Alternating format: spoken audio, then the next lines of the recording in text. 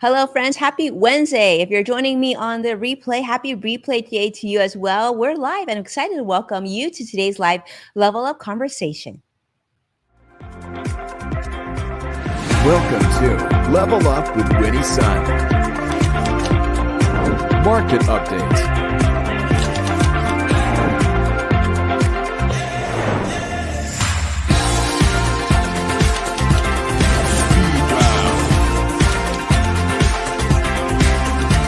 Award-winning financial pro.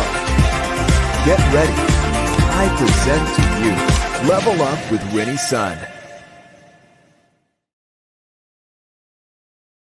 Hello, friends. It's great to be here with you. I already see Brian Schumann joining us on LinkedIn Live and Joshua CrossX Fighter on YouTube Live. Hello, everyone. It's great to be here with you. Today was actually a pretty quiet day, but I thought I'd come live to you anyway. I think it's just fun to regroup. I'm Winnie Sun, your host, Forbes contributor, CNBC council member, and award-winning financial pro, here to keep you on top of relevant, trending business news.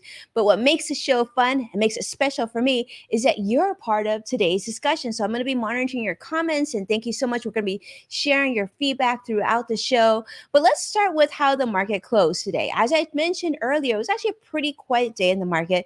The Dow closed down 47 points, NASDAQ down 16 points, and the S&P 500 down about 5 points at 4.9. So certainly not much going on today in terms of market movement. And if you saw what happened yesterday was pretty much positive across the board. So, luckily we didn't give it all back today. Now, what's interesting, though, I didn't want to talk about today, I sort of want to do a little bit of feature on real estate. A lot of people have been talking about, wow, have you seen housing prices have gone up, and now mortgage rates are going up. So what's going on with real estate? Well, there's a new report that came out today that said the median U.S. home price has now broken a new threshold and is at currently $400,000 in the month of May, just last month. And this is the once again a fourth straight month of increasing, rising interest rates. So unfortunately, will prices of houses come down a little bit? Well, currently, it doesn't look like the case, at least reported by the National Association of Realtors today. In fact, the demand for mortgages may have quieted down temporarily, but that sure was short-lived, because now the big demand, or the popular kid in the mortgage space, is the adjustable rate mortgage. In fact, there's been an increase in this type of mortgage. The biggest jump in interest rates, now making the biggest jump in this type of mortgage in 13 years. In fact, mortgage applications to purchase a new home increased by 8% last week compared to the previous week. And you actually would think that it would slow down even more, given that the Fed just increased interest rates by 0.75%, but that's actually not the case. So the average loan size now is just over $420,000, and people are in fact buying more homes. In fact, the 30-year fixed mortgage interest rate is now up to, believe it or not, 5.98%. So that's nearly double what mortgage rates were just a year ago. That's what's so crazy. That, like, literally 1 year and the mortgage rates have doubled. Now, if you haven't purchased a home yet, or if you're in the market for a new home, you might be wondering, what is a adjustable rate mortgage? So I thought I'd share that with you. So these types of mortgages, some people call them ARM loans, right? For ARM, for adjustable rate mortgage, do offer consumers lower interest rates and can generally be fixed in terms of like 5, 7, or 10 years. But what makes these loans riskier is because they have the potential to adjust to even higher or lower rates, and they're underwritten much more strictly than in previous years, due to mainly the housing boom that occurred about a decade ago. If you remember, there was a big housing crash. Well, that made it so that mortgage issuers, banks and whatnot, have to have much more stricter criteria in order to offer one of these adjustable rate mortgages. So if you're looking to buy a new property, or you're looking to upside or downsize, well, this just might be on your refinancing or purchase menu, I guess. So if you're going to go in this direction, I would just say make sure you have someone in your corner that you absolutely trust and you're comfortable to guide you through this process. Make sure you get a good mortgage. All right. On other matters, I see Reginald here, and it's great to see you on Facebook Live, and Vicky on Facebook Live, and Sadiq on LinkedIn Live. Always a treat to have you here.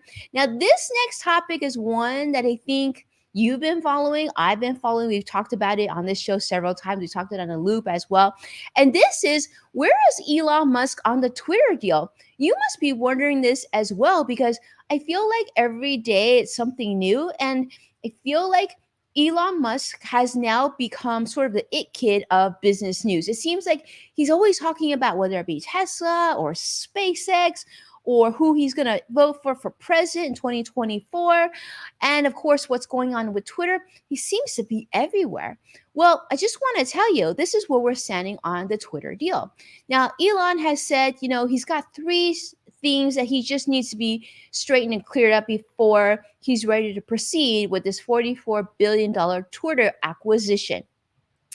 And meanwhile, the Twitter board, of course, is thinking, okay, we're going to do everything we can to get this deal done, and we're going to work and address all his concerns.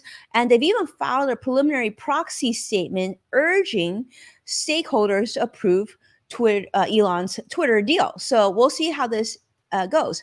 But this is what Elon says. These are some three things that need to be cleared before he's ready to make this a done deal. First, he says that he's really uncomfortable with Twitter's potential spot deals, spot or spam, fake users, spam accounts, things like that. In fact, Twitter told him that of the users on Twitter, it was only about 5% that were bots, were fake users. They said 95%, well, they're legit. Well, Elon's not so sure about it, so he's been asking for a lot more information in that realm.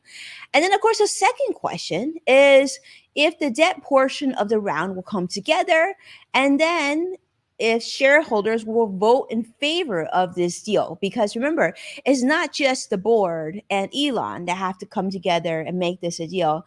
All the shareholders who currently own Twitter stock have to also decide one way or the other if they feel comfortable doing this. Now, the Twitter board did say recently, like I mentioned, that they filed a proxy statement with the SEC, the Securities Exchange Commission, about this $44 billion deal. Now, they have to obviously consider and approve Elon's Twitter acquisition offer and at an upcoming special meeting. And if the transaction is approved, then Twitter shareholders will be entitled to $54.20 in cash for each share that they own. Now, this is without interest and it's not subject to any applicable withholding of taxes.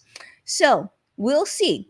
The other thing is you've also seen, I think the really nervous people in this equation are definitely Tesla's employees, because you may have heard that Elon recently made an announcement and spoke to Twitter employees attending a virtual meeting.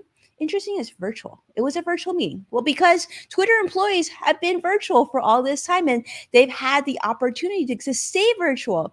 I wonder if Elon's going to change that, because if you remember recently, he made a very strong stance that if you work at Tesla and SpaceX, that he does expect you to be back in the office full time, right? So will Twitter employees go back full time? We don't know about that. But anyhow, in this virtual meeting, answered a bunch of questions, sort of did hint that there would probably be some changes in terms of employee count and whatnot. And so a lot of those like announcements will take place once he actually is CEO or the new owner of Twitter, which is really interesting because if you think about it, Jack Dorsey, who is still currently the CEO of Twitter, right, who also runs Square, a lot of people were complaining that, he couldn't spread himself that thin of being a CEO of two companies.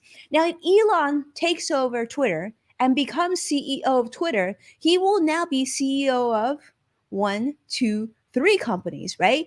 Because there's SpaceX, there's Tesla, and of course, then there would be Twitter and everything else that he seems to be involved in. So I don't know how you feel about that. I'm really curious. For those of you who are watching, I see Vicky saying, more Twitter drama.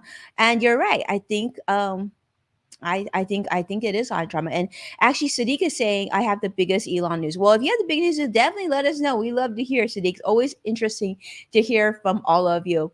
But with that, I mean, that's what we've got today. Today's been a pretty quiet day. We're gonna bring in more news, of course, tomorrow. But that's how we're faring today. Those are things we're kind of paying attention to. If you're in the market for a new home, do know that that's what's happening. Mortgage rates are going higher. There's different type of loan that really hasn't been that favorable in the last couple years because mortgage rates have been low, and so fixed mortgages made a lot more sense. Maybe adjustable rate mortgages is something that you're considering. Be wary of those risks, of course, and of course, if you're on Twitter, this is more Twitter drama for you.